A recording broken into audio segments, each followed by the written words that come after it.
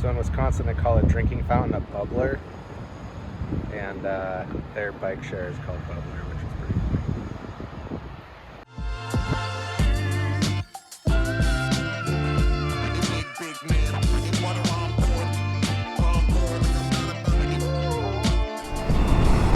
Well, good morning, everybody.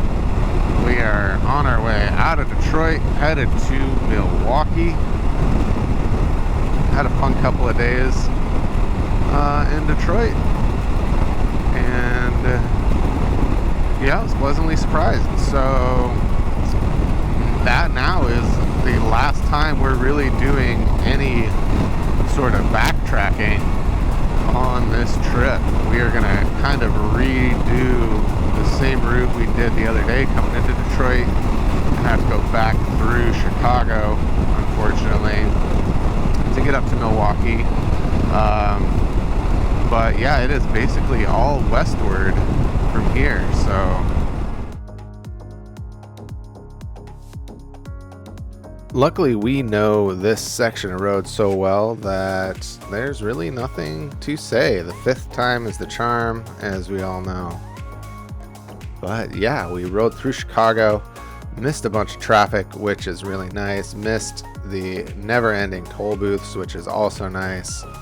And then it's only like 90 miles from Chicago to Milwaukee. And as they say, nothing can possibly go wrong now. Oh, we hit a drawbridge. Reminds me of home. This happens in Portland a fair bit as well. But luckily it was already on its way down when we got here, so it shouldn't be too long. And we're about, I don't know, a couple of blocks from our hotel. So yeah, go find parking, get all checked in, and start exploring Milwaukee. In my opinion, Milwaukee is one of the most underrated towns in all of the Midwest, if not America. And if you hit it on this perfect summer night like I did here, there is almost no better place to be. This downtown Milwaukee area on the river is so beautiful, and it's just so enjoyable to spend a couple hours strolling around and watching all these boats go by. And there's even a few surprises along the way.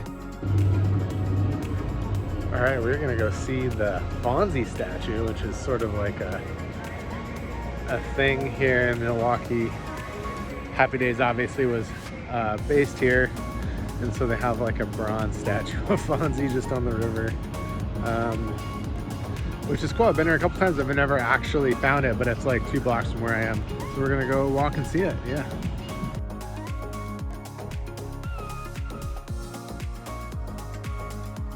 One great thing is that you're just so close to everything in this town, and from the downtown waterfront area, if you walk about 10 minutes, you end up on Lake Michigan, and you can just sit on the lake and watch a beautiful sunset roll through town. I was actually born in Wisconsin before moving away when I was kind of young, and even though I don't have a ton of memories from when I lived there, something about being back always sort of feels like home.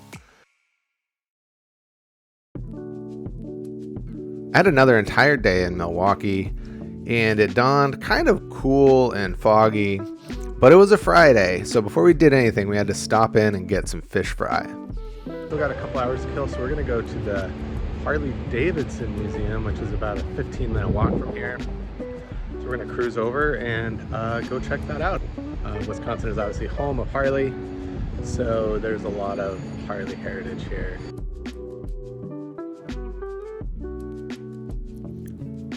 If you're in Milwaukee and you have any interest in motorcycles whatsoever, I think the Harley Davidson Museum is a must-see.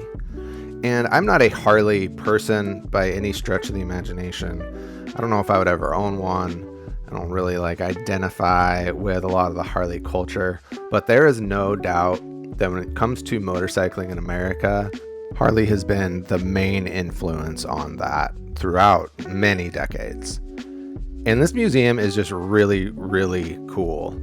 I think I could do probably an entire episode on just the museum itself, so it's going to be a little hard to cut it down in just to a couple of minutes. But you can see bikes going all the way back to the very early 20th century, and you just walk along this path and you can see the evolution of the motorcycle. They have a lot of exhibits talking about their contributions to the war effort in World War II, and then this wall of tanks I could just stare at for hours. It's just so beautiful. We got the oval racing, all these engines, and some really notable bikes like Ewan McGregor's long way up bike, some drag racers. Anyway, I can't do it justice in just a couple of minutes here, so you'll just have to go check it out yourself. And I spent way too long looking at all that, and so I had to turn around and rush out to see a baseball game. American Family Field opened in 2001 and can hold almost 42,000 people. It used to be called Miller Park, and when you talk to Brewers fans locally, most of them will still refer to it as that. It has this really interesting retractable roof feature. It's almost like pedal shaped, and so it gives the entire field sort of an interesting dynamic. And man, when you catch it on the right day, it is just such a beautiful place to watch a baseball game. The night I was there was just perfect temperature. It was a great crowd, and I think the Brewers have probably the best City Connect uniforms of any team. And definitely don't miss the iconic sausage races while you're there as well. And to top it all off, I actually caught my second baseball of the trip while I was there. I didn't even spill my brandy old fashioned while I was doing it. So yeah, that is it for American Family Field and Milwaukee, Wisconsin. We only have a couple episodes left, so we'll catch you next time.